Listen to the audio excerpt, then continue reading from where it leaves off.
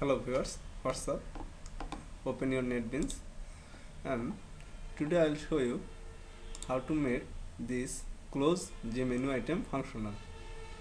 So let's start working. At first right click it and then go to change variable name, and you can change your menu item name anything you wish. I am changing it to menu item MIT close. Hit enter and then again right click it and go to events and action and then action performed. You see a private method named menu item close action performed is automatically generated here. So you can write your code here. So what will happen when we will click to this item? Whenever we will click to the close menu item, then our main working window will be closed and the login window will be shown. So you know what to do, because we have worked the similar function in this window. Whenever you enter the correct username and password, then hit the enter button. This window is closed and the main working window is shown, and similar thing will happen here, but you need not enter any username and password. So then go to source. What to do first? At first you need to close the main working window and then you need to call the login window. How to call it?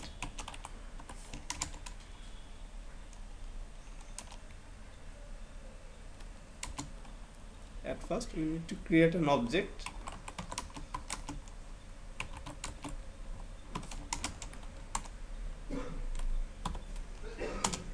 and then we need to set it visible.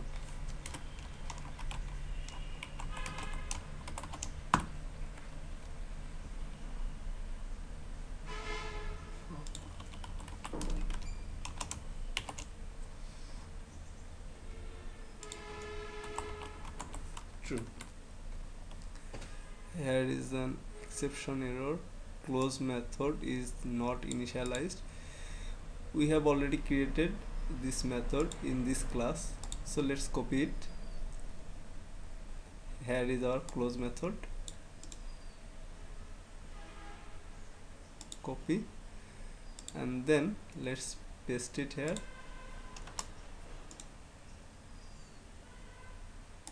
Paste it.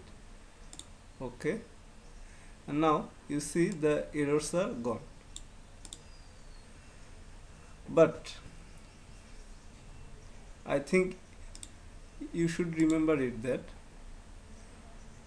whenever we are going to close the login window, we also closed our database connection by using this command. So whenever we will try to close our main working window, we also do the same thing. We need to close our database connection or our database will be locked.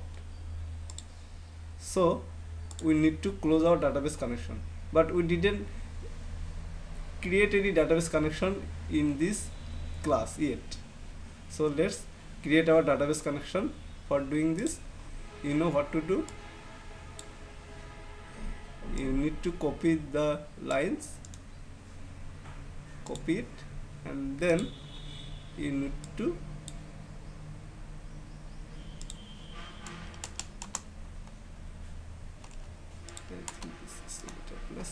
paste it. Now we need to establish our connection. For doing this, go to login class and copy this line, copy it and then paste it here after init method. So we have established our connection. Now we need to release our connection after closing the EasyStart mainframe. So the code for releasing database connection is here. Let's copy it and then paste it.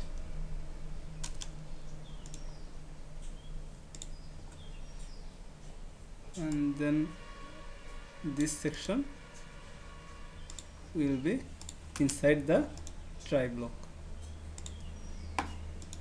Let's reformat the code, and you see this is our code for closing database connection. What will happen if any exception occur? If any error or exception occur in the main class, we will also release the database connection. So that's why we need to copy it and we need to paste it here. But there is a redundancy of the releasing database connection, so we won't do that. The best practice will be using a finally block. So let's do it. After try and catch, we will use a finally block, and the code for releasing database connection will be pasted here. So at first copy it and then paste it. Actually, one of them, try and catch, will be executed, and finally must be executed at last. So whatever try or catch block is executed, it is not our concern. The final block must be executed and will release the database connection. But you see, this is our connection variable, and initially it is null. Then we have initialized it and equated it something. But you see, the prepare statement and result set is initially null, and we didn't equate it to anything. So whenever we are trying to release it, it is null also. So we cannot do it right now. So we need to comment it, and we will uncomment it after later. So let's run the program.